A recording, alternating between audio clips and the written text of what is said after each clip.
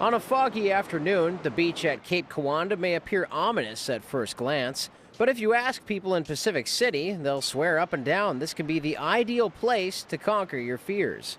Pacific City, I always say, is the sunniest spot on the coast, even though today it's not sunny yet.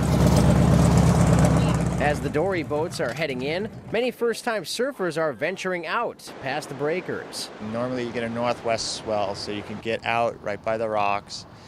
People are really mellow here. There's a lot of people learning. Learning means patience, and surfing depends on the wind and the tide, much like hang gliding, a sport that instructor John Matalonic compares to both scuba diving and martial arts. We start using just a part of the glider for you to meld your hands and your eyes with the control frame. So everything is done in little baby steps.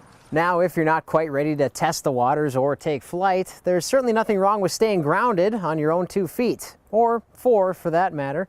And you can find some pretty friendly riding companions without ever leaving Pacific City. It is. It's very therapeutic. A lot of folks that come back think, it's like they want to come back and do it instead of see a psychiatrist. I've heard one girl say.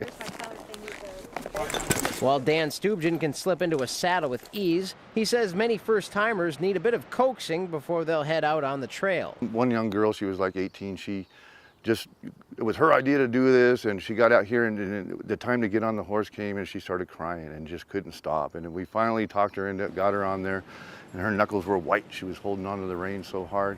But she came back, an hour later, all smiles and, so happy that she actually, didn't chicken out and went ahead and did it.